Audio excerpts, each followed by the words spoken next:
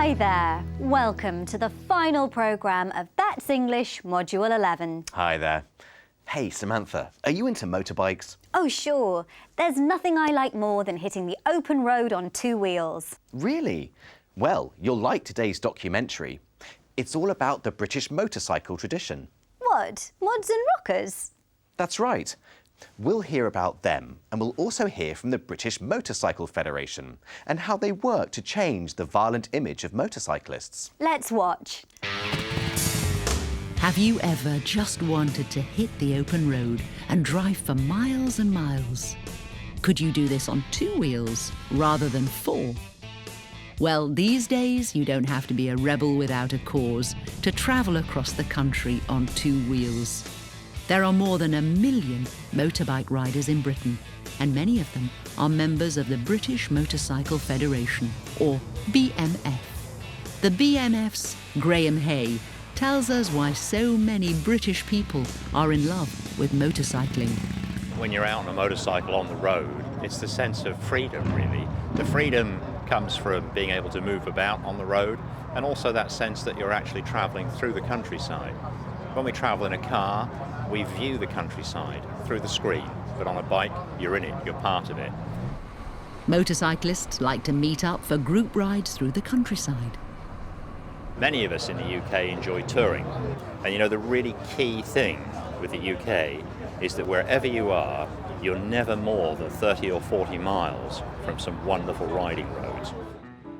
Britain's love of motorbikes began in the mid-19th century, when the first steam-powered penny farthing wobbled onto the lanes.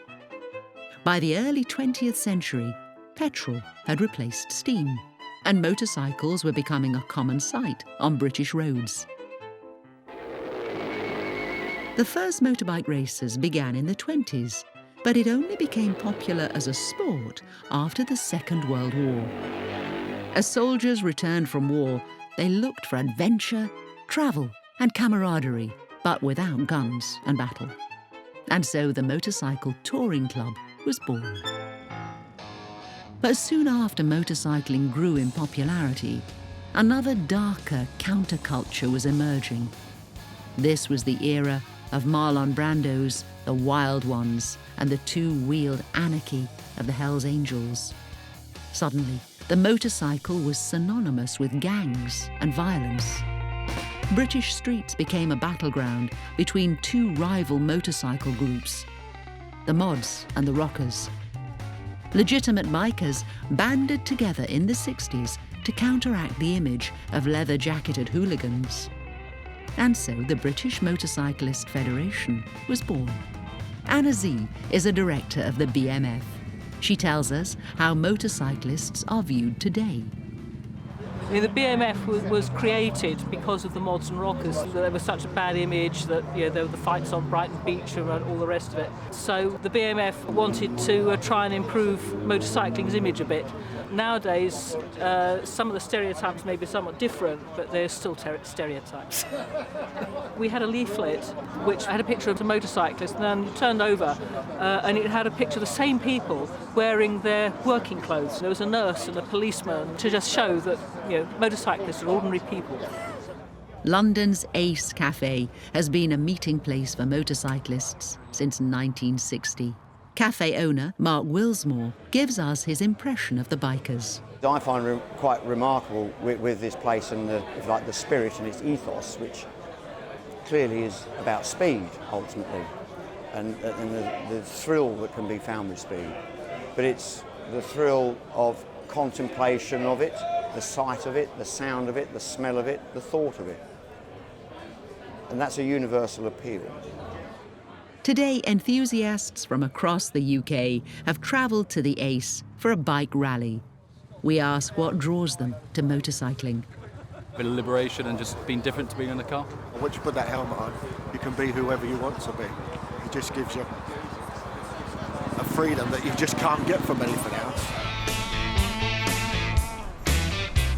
So it's not just motorbikes that make riding such fun. It's also the feeling of travelling in groups, stopping off for a cuppa at a friendly tea room, and that well-deserved pint at the end of the day to swap tales of the road. So motorcyclists are just ordinary people, not Hell's Angels. Of course. I liked how Graham described the feeling you get on a motorcycle. When you're out on a motorcycle on the road, it's the sense of freedom, really. The freedom comes from being able to move about on the road, and also that sense that you're actually travelling through the countryside. When we travel in a car, we view the countryside through the screen, but on a bike, you're in it, you're part of it. It's the sense of freedom and the feeling that you're actually part of the countryside. Perhaps I should get a motorbike. I think you should. Now it's time to find out about travel in other countries. We asked our international friends, what areas in your country are often overlooked or ignored by foreign visitors? I think the south coast of Jamaica is often overlooked by visitors. The north coast is often seen as a tourist destination with the Ocherias Falls and Dunn's River and so on, but the south coast has many hidden gems to offer. Most people who go to New Zealand stay on the main islands, the North and South Islands. I'd love to see them go to the smaller outer islands because that's where we have the most beautiful native birds and spectacular rainforest. I think the city of Glasgow is quite overlooked. I think most tourists go to Edinburgh because it's a lot more touristy and Scottish, but I think Glasgow has a lot to offer culturally and with the arts. Foreign visitors tend not to visit South Australia and Western Australia. Here is the most interesting part of Australia. It's nature like you've never seen before. I think the area that's rather overlooked is the countryside in the kind of Pennsylvania and Northern Virginia. Most people go to see the main things, Washington, D.C. and Philadelphia, but there's some pretty interesting things in the battlefields of the American Civil War are also quite stunning to see. When people come here, they tend to go to the big cities, and I think it's a real shame to not go to the countryside to see lots of the smaller towns, because it's often there that you see what real English life is like when it's not busy. It's very beautiful, and I would encourage anybody to go there. So every country has places which the tourists don't tend to visit, such as the north coast of Jamaica, which, as one speaker said, has many hidden gems, joyas escondidas. Or the battlefields of the American Civil War. It's a good thing, as it means they don't become too touristy and get spoiled. Yes.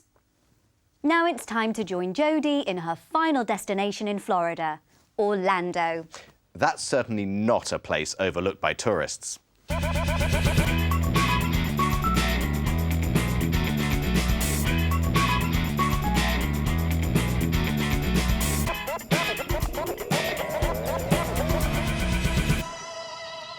Hello and welcome back to That's the USA. Today we're in the exciting city of Orlando, and this is International Drive, Orlando's main thoroughfare. At one time, this was a small town built around the citrus fruit industry. Today, Orlando is a major travel hub, welcoming more than 57 million tourists a year. That's a lot of people.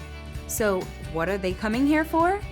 They're coming to visit Orlando's famous theme parks and attractions, including Walt Disney World, Universal Studios, Wet n Wild, and many more. I'm here at Fun Spot America, an amusement park with a real fairground feel to it.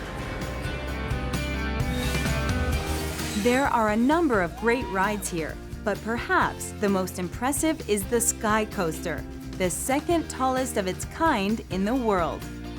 Look at how high that thing goes. Whoa! I'm here with Gabby, who just rode the Sky Coaster. Gabby, how was it? It was amazing. Scary at first, but once you get into it, it's just not that bad. It's quite good. It's quite a drop. Yes, it is. 250 feet, I was told. So wow, you're brave. Thank you.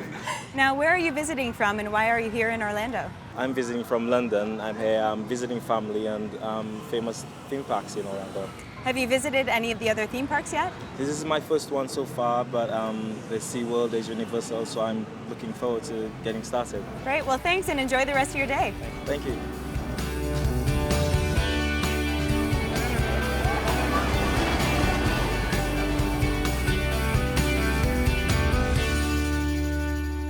Just a a short drive from Orlando is Legoland, Florida. It's the largest Legoland theme park in the U.S. It sounds like a party inside. Let's go. It's a Lego-themed park with more than 50 rides, shows and attractions, restaurants, shopping, and the Legoland Water Park. This is a wonderful, colorful, creative place for the family. At the heart of every Legoland park is Miniland. Here you can take a walking tour of the whole country, all in one place.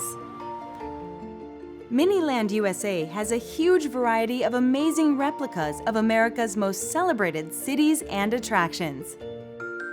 There's the White House. There's lots to see in busy New York City.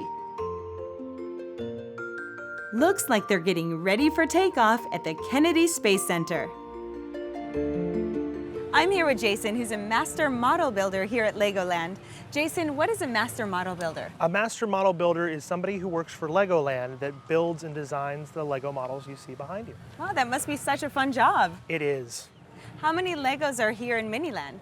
Here in Miniland, we have 32 million Lego bricks. Wow. And what makes Legoland such a fun place to visit for families? Because it allows adults and kids alike the opportunity to use their imagination in ways they never would have. How long would it take to build something like this behind us? Something like the Venetian would take about 2 or 3 months with about 6 people working on it. We usually build it in sections and then assemble it on site. Wow. What is one of your favorite sculptures here in the park? One of my favorite models would have to be the Earth model, which is down in our imagination zone.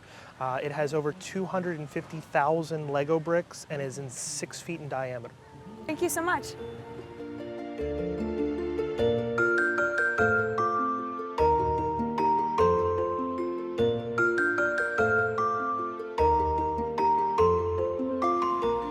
All right. Thank you. Wow, this place is so much fun, so much to see and do. What an adventure we've had exploring the Sunshine State of Florida together. I hope you enjoyed it as much as I have. Bye for now.